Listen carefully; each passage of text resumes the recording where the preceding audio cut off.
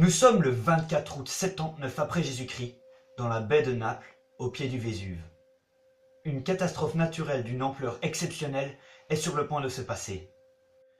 Comme vous l'aurez sûrement compris, je vais vous parler de l'éruption volcanique du Vésuve. Cette éruption a touché des dizaines de villes, et 4 d'entre elles ont même été rayées de la carte de l'Italie. Au moment de l'éruption, des milliers de civils étaient présents dans les différentes villes de la région. Herculanum, Pompéi, Mycène, tant de noms, tant de victimes. C'est pourquoi je me pose une question. Comment cela se fait-il que les habitants de la baie de Naples n'aient pas remarqué l'éveil du volcan, que la montagne était en train de se réveiller, d'entrer en éruption? Cette question, je vais tenter d'y répondre avec vous. Les indications prémonitoires de la catastrophe. En effet, de nombreux événements auraient dû permettre aux habitants de la région de Campanie de se rendre compte qu'une catastrophe allait se dérouler pas loin de chez eux. En 62 après Jésus-Christ, un tremblement de terre d'une ampleur assez forte va avoir lieu dans la baie de Naples. Ce tremblement de terre, bien que considéré comme normal par les habitants de la région, va réveiller le Vésuve. À la suite du réveil du volcan, la mort de 600 moutons va être rapportée par Sénèque, qui, selon lui, est due à l'air empoisonné. Cet écrit de Sénèque nous permet de faire le lien, de faire la comparaison avec de nombreuses morts de moutons qui ont été similaires en Islande à cause des bassins de dioxyde de carbone volcanique. En 64 après Jésus-Christ, un autre séisme, quant à lui, rapporté par Tacite et Suétone, va ravager le théâtre de Pompéi, qui va s'écrouler, alors même que l'empereur romain y était présent. Durant les semaines précédant la catastrophe, les nappes phréatiques sous Pompéi vont s'assécher, l'eau étant pompée par les effluves volcaniques commençant à remonter. Durant ces semaines, les fontaines des différentes villes qui allaient être touchées par la catastrophe cessèrent de fonctionner, et les thermes de Pompéi furent fermés à cause du manque d'eau. Durant les 4 jours avant l'éruption du Vésuve, des tremblements de terre ont détruit une partie de l'aqueduc, amenant l'eau à Pompéi. Tous ces signes montrent une activité volcanique intense dans la région, dans la baie de Naples, et pourtant, ces signes n'ont pas été pris au sérieux par les habitants, et pour certains, ça leur a même coûté la vie. Le déroulement de l'éruption. Le 25 août 69, aux premières heures du jour, le sol commence à trembler. Un épais nuage de cendres, qui monte à plus de 30 km, sort de la montagne du Vésuve. À ce moment-là, les habitants de la région prennent conscience qu'une catastrophe est en train de se dérouler. Ils paniquent et tentent de fuir. Ils interrompent toutes les activités qu'ils étaient en train de faire pour tenter de sauver leur vie. À ce moment-là, à Pompéi, de nombreux hommes étaient en train de profiter d'un spectacle de gladiateurs à l'amphithéâtre. Certains choisissent de fuir par voie terrestre, d'autres se dirigent vers le port en espérant trouver des bateaux pour pouvoir fuir par la mer. Malheureusement pour tous ceux qui ont choisi la voie par la mer, un tsunami va ravager la baie de Naples. Les ports de Herculanum, Pompéi, Mycène vont être détruits et réduire à néant les espoirs des gens qui tentaient de fuir par la mer, voire même les tuer. À partir de ce moment-là, les habitants de la baie de Naples qui ont survécu jusque maintenant sont pris en étau. D'un côté, la mer qui se déchaîne avec un tsunami qui ravage tout sur son passage et brasse la mort par centaines. Et de l'autre côté, le Vésuve qui n'arrête pas de cracher des pierres de taille variable et dont le nuage de cendres commence à retomber sous forme de pluie de cendres chaudes, ce qui va, soit dit en passant, achever les survivants. Enfin, pour les dernières personnes encore en vie présentes dans les différentes villes, une nuée ardente va s'abattre des flancs du Vésuve et va tout simplement les ensevelir vivants. Seules les personnes ayant décidé de fuir dans la direction opposée du vent s'en sont sorties vivantes. Pourquoi ?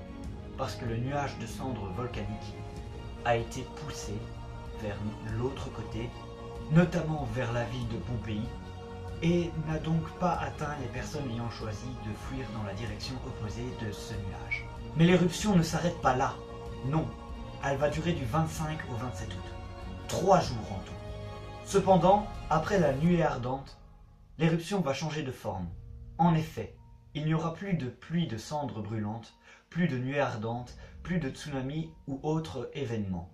Elle va plutôt se caractériser par des coulées de lave qui enseveliront les différentes villes sous plusieurs mètres. Que faisait Pline le Jeune au moment de la catastrophe? Pline le Jeune était présent lors de l'éruption du Vésuve dans la baie de Naples. Il était accompagné de son oncle et aussi son père adoptif, Pline l'Ancien. Pline l'Ancien, étant le chef de la marine locale, va devoir se rendre sur les lieux de l'éruption, sur les lieux de la catastrophe, et donc vers les villes qui ont été touchées par cette éruption, telles que Mycène, Pompéi, Herculanum. Une fois arrivé là-bas, il va prendre note dans son journal de bord de ce qu'il voit. Cependant, Pline l'Ancien, étant atteint d'une maladie respiratoire, va suffoquer et mourir à cause des retombées de cendres chaudes. Pline le Jeune, quant à lui, va rester en retrait de l'éruption volcanique et va noter et décrire tout ce qu'il observe. C'est d'ailleurs grâce à lui qu'on aura la première observation scientifique d'une éruption volcanique. Éruption qui aujourd'hui porte son nom. Donc on parle d'éruption plinienne lorsque une éruption se caractérise comme celle du Vésuve. Cependant, Pline le Jeune ne va pas directement écrire ses mémoires, non, il attendra une petite période avant de les écrire à Tacite sous forme de lettres, lettres dont nous allons d'ailleurs traduire un morceau. Les conséquences de la catastrophe. Une des conséquences de la catastrophe dont j'ai déjà parlé tout à l'heure est la destruction de plusieurs villes portuaires dans la baie de Naples. Ces dernières vont être ensevelies sous des mètres de lave, des tonnes de lave. Le nombre de victimes dues à la catastrophe est estimé entre 3000 et 10 000 personnes. Ce chiffre n'est pas très précis, pour cause, une infime partie du site archéologique de Pompéi, Herculanum et les autres villes enfouies a seulement été fouillée. Il se peut donc qu'il reste encore de nombreux milliers de corps qui sont piégés sous la masse volcanique. L'activité volcanique après le 24 août 79.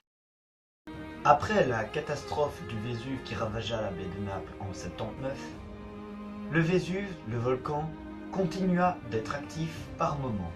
En effet, entre 787 et 1139, ainsi que entre 1631 et 1944, de nombreuses coulées de lave ont pu être observées dans la région de la baie de Naples.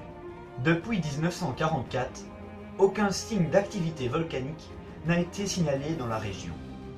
C'est pourquoi les volcanologues actuels considèrent le Vésuve comme un volcan endormi.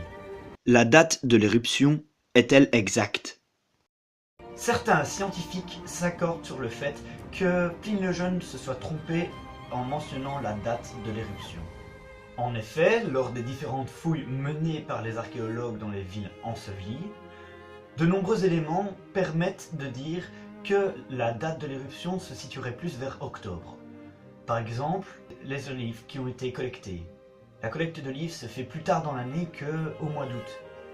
Autre chose, les vêtements retrouvés sur les corps calcinés des victimes ensevelies par l'éruption étaient plus chauds et correspondaient plus à des vêtements romains de période octobre-novembre, alors qu'au mois d'août, les tenues utilisées étaient très légères. Encore autre chose, dans les villes fouillées, on a retrouvé des vins scellés, alors que la période où l'on scelle les vins est aussi, quant à elle, située entre octobre et novembre, pas au mois d'août, ce qui laisse penser que l'éruption a eu lieu bien plus tard que ce que Pline le Jeune ne l'a signalé. Le dernier argument utilisé par les scientifiques est que le vent qui soufflait sur la région lors de l'éruption était un vent qui soufflait sur la baie de Naples uniquement en octobre et en novembre.